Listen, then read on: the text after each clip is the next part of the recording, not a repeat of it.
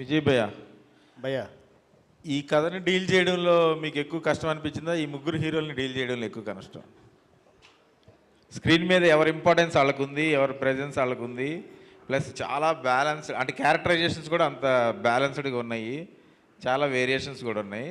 So వీళ్ళ ముగ్గురు ఈగోని satisfy చేయడంలో కానీ, వీళ్ళ ముగ్గురిని హ్యాండిల్ చేయడంలో కానీ మీకున్న ఎక్స్పీరియన్స్ ఎలా ఉపయోగపడింది, ఎంత కష్టపడ్డారు?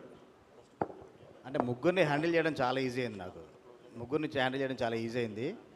కథలో 3 క్యారెక్టర్ని బ్యాలెన్స్ చేయడం కొంచెం కష్టమైంది. కథ చేసుకున్న ప్రాసెస్లో, అంటే చేంజెస్ చేసుకున్న ప్రాసెస్లో 3 క్యారెక్టర్స్ని బ్యాలెన్స్ చేయాలి, ఆ ఇమేజ్ని పెట్టుకోవాలి, కంబ్యాక్ వస్తున్నారు కాబట్టి ఆ ప్రేక్షకులందరూ బాగా కనెక్ట్ అయ్యేలా ఉండాలి, ఈ 3 క్యారెక్టర్స్ కూడా అనేసి కథలో కొంచెం నాకు టైం పట్టింది.